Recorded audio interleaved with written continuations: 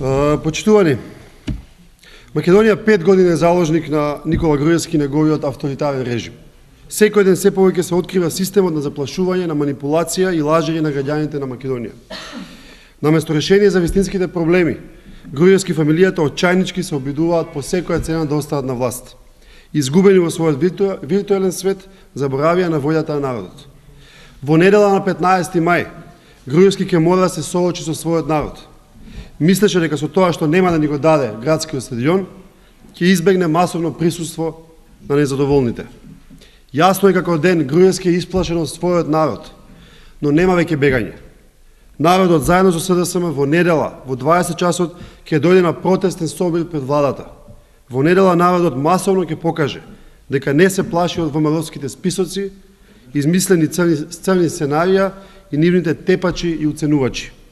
Ги повикуваме сите граѓани кои не согласуваат со овој режим. Сите оние на кои што им е помила слободата отколку живењето во страв. Сите оние кои што сакаат нормална држава, а не портокалови лаги, да ни се придружат во недела на 15 мај пред владата на Република Македонија. Повелете прашања.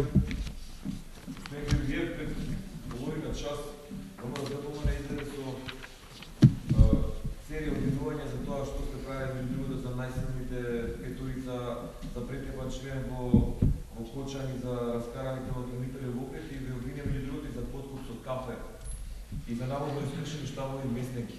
Тоа го кажа се на... Нам ова се 10 прашања. За секој посебно? За Кочани одговоривме вчера, се немаме намера да се бавиме секој ден со нивните измислици. Околу изјавата од МВР. Испаѓа сега дека е повторно координирана. МВР како една филијала на ВМРО-ДПМН, кои што ги доставија списоците до МВР.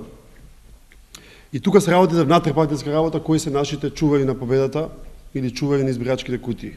Такви луѓе и членови на избирачките одбори и наблюдувачи ги има околу 10.000 луѓе. И мислам дека повторно е обид, ефтин обид да се оттргне вниманието од јавноста за големиот скандал со списоците.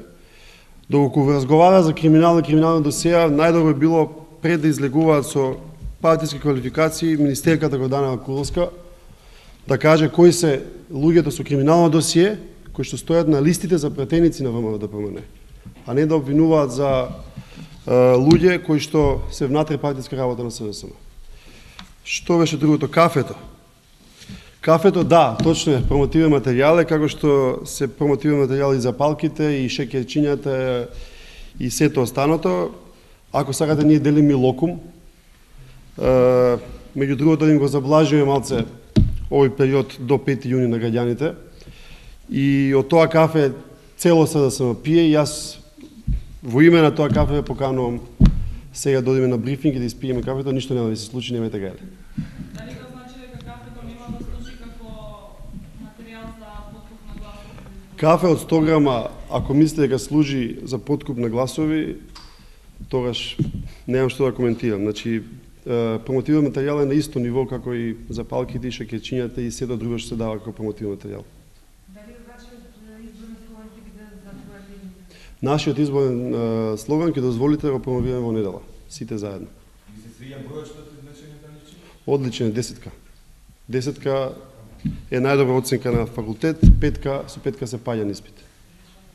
Само што има ваше мислење за тоа што пред да започне изборната кампања, веќе некои партии своите изборни пораки ги излепија низ градот, а тоа ќе продолжи во текот на времето. Коментар за?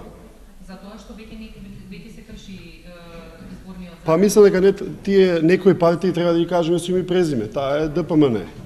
И тука не се работи за кршење на изборниот закон, се работи за узурпирање на изборниот процес во текот на целиот овој период. Да не кажам во текот на последните 5 години. Благодарам, ви поканувам на кафе уште еднаш, не се плашете.